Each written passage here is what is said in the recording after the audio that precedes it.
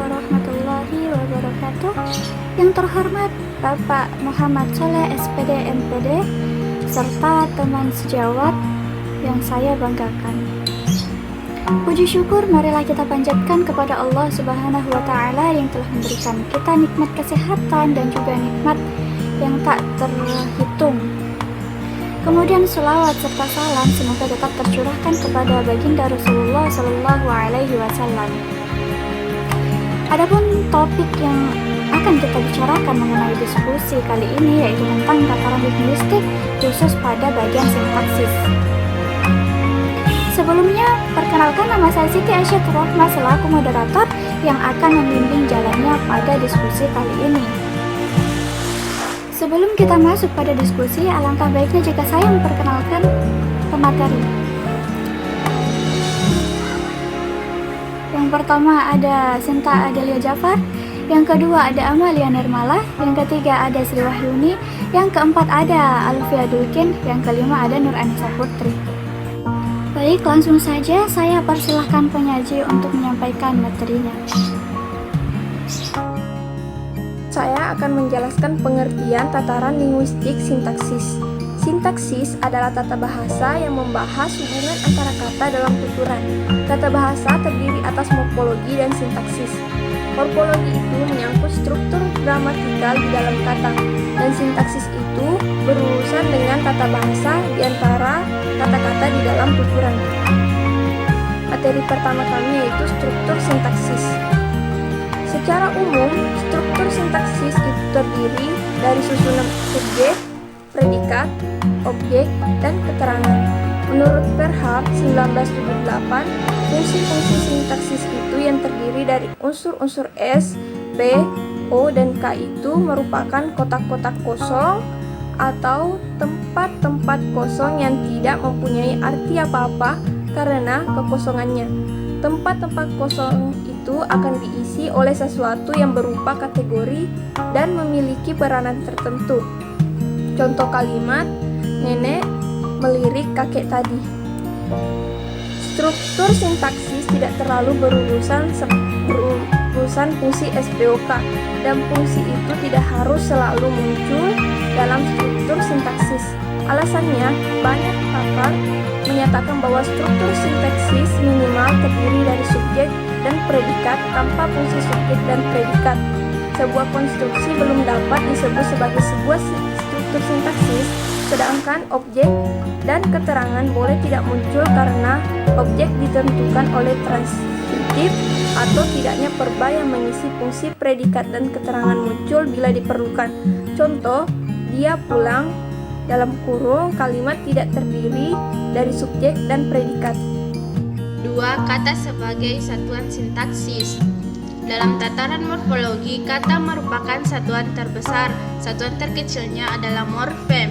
Tetapi dalam tataran sintaksis, kata merupakan satuan terkecil yang secara hierarkial menjadi komponen pembentuk satuan sintaksis yang lebih besar, yaitu frase. Kata sebagai satuan sintaksis, yaitu dalam hubungannya dengan unsur-unsur pembentuk satuan sintaksis yang lebih besar, yaitu frasa, klausa, dan kalimat. Sebagai satuan terkecil dalam sintaksis, kata berperanan sebagai pengisi fungsi sintaksis, sebagai penada kategori sintaksis, dan sebagai perangkai dalam penyatuan satuan-satuan atau bagian-bagian dari satuan sintaksis. Dalam pembicaraan kata sebagai pengisi satuan sintaksis, pertama harus kita bedakan dulu adanya dua macam kata, yaitu disebut kata penuh full word dan kata tugas question word. Kata penuh adalah kata yang secara leksikal memiliki makna, mempunyai kemungkinan untuk mengalami proses morfologi, merupakan kelas terbuka, dan dapat berdiri sebagai sebuah satuan tuturan. Sedangkan yang disebut kata tugas makna, tidak mengalami proses morfologi, merupakan kelas tertutup, dan di dalam pertuturan dia tidak dapat bersendiri. Ketiga yaitu frasa. Frasa lazim didefinisikan sebagai satuan gramatikal yang berupa gabungan kata yang bersifat non-predikatif, atau lazim juga disebut dengan gabungan kata yang mengisi salah satu fungsi sintaksis di dalam kalimat. Adapun jenis-jenis frasa yaitu satu, frasa eksosentrik adalah frasa komponen-komponennya tidak mempunyai perilaku sintaksis yang sama dengan keseluruhannya. Yang kedua yaitu frasa koordinatif adalah frasa yang komponennya membentuk terdiri dari dua komponen atau lebih yang sama dan sederajat, secara potensial dapat dihubungkan oleh konjungsi koordinatif baik dan tunggal. Selanjutnya yaitu frasa akusatif adalah frasa koordinatif yang kedua komponennya saling merujuk sesamanya dan oleh karena itu urutan komponennya dapat dipertukarkan. Dan yang terakhir yaitu perluasan frasa, maksudnya frasa itu dapat diberi tambahan komponen baru sesuai dengan konsep atau pengertian yang akan ditampilkan. Umpamanya seperti frasa di kamar tidur dapat diperluas dengan diberi komponen baru. 4. Klausa. Klausa adalah sebuah konstruksi yang di dalamnya terdapat beberapa kata yang mengandung unsur predikatif. Klausa berpotensi menjadi kalimat. Klausa kalimat majemuk setara.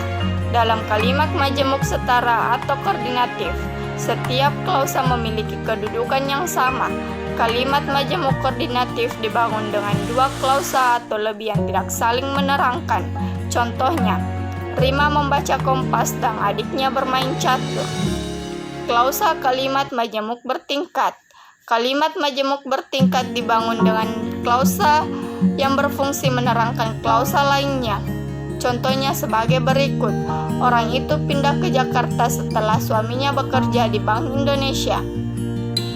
Klausa gabungan kalimat majemuk setara dan kalimat majemuk bertingkat. Klausa gabungan kalimat majemuk setara dan bertingkat terdiri dari 3 klausa atau lebih. Contohnya seperti berikut. Dia pindah ke Jakarta setelah ayahnya meninggal dan ibunya kawin lagi. Kalimat di atas terdiri dari 3 klausa yaitu yang pertama, dia pindah ke Jakarta sebagai klausa utama. Yang kedua, setelah ayahnya meninggal dunia, klausa sematan. 3. Ibunya kawin lagi, klausa sematan. Dia pindah ke Jakarta setelah ayahnya meninggal. Kalimat majemuk bertingkat, ayahnya meninggal dunia dan ibunya kawin lagi. Kalimat majemuk setara. Yang kelima, kalimat. Kalimat adalah satuan bahasa terkecil yang merupakan kesatuan pikiran. Widjono 146, Manaf 2009-11. Lebih menjelaskan dengan membedakan kalimat menjadi bahasa lisan dan bahasa tulis. Dalam bahasa lisan, kalimat adalah satuan bahasa yang mempunyai ciri sebagai berikut. Terbentuk atas gabungan kata dengan kata, gabungan kata dengan frasa, atau gabungan frasa dengan frasa, yang minimal berupa sebuah klausa bebas yang minimal mengandung satu subjek dan predikat, baik unsur fungsi itu eksplisis maupun implisis, didahului oleh suatu kesenyapan awal, diselingi atau tidak diselingi oleh kesenyapan antara, dan di akhir dengan kesenyapan akhir yang merupakan intonasi final, yaitu intonasi berita, tanya, intonasi pemerintah, dan intonasi kagum. Dalam bahasa tulis, kalimat dalam satuan bahasa yang diawali oleh huruf kapital diselingi atau tidak diselingi tanda koma, titik dua atau titik koma, dan diakhiri dengan lambang intonasi final yaitu tanda titik, tanda tanya atau tanda seru. Fungsi sintaksis. Predikat. Predikat merupakan unsur yang membicarakan atau menjelaskan pokok kalimat atau subjek. Hubungan predikat dan pokok kalimat dapat dilihat pada contoh-contoh bawah ini. Adik bermain. Subjek adik adalah pokok kalimat bermain dalam yang menjelaskan pokok kalimat. Ibu memasak. Subjek, predikat, ibu. Objek. Objek adalah unsur kalimat yang kehadirannya dituntut oleh verba transitif pengisi predikat dalam kalimat aktif. Objek dapat dikenali dengan melihat verba transitif pengisi predikat yang mendahuluinya seperti yang terlihat pada contoh di bawah ini. Dosen menerangkan materi. SPO menerangkan adalah verba transitif. Ibu menyuapi adik. SPO menyuapi adalah verba transitif. Objek mempunyai ciri-ciri sebagai berikut berupa nomina atau frasa nominal. Pelengkap. Pelengkap adalah unsur kalimat yang berfungsi melengkapi informasi, mengkhususkan objek, dan melengkapi struktur kalimat. Pelengkap atau pel bentuknya mirip dengan objek karena sama-sama diisi oleh nomina atau frasa nominal, dan keduanya berpotensi untuk berada langsung di belakang predikat. Kemiripan antara objek dan pelengkap dapat dilihat pada contoh berikut. Bu Mina menjual sayur di pasar pagi. SPO pelengkap mempunyai ciri-ciri sebagai berikut. Pelengkap kehadirannya dituntut oleh predikat aktif yang diisi oleh verba yang dilekati oleh prefiks ber, dan predikat pasif yang diisi oleh verba yang dilekati oleh prefiks di atau ter, seperti contoh berikut. Bu Nina berjualan sayur di pasar pagi. Buku dibaca Ani.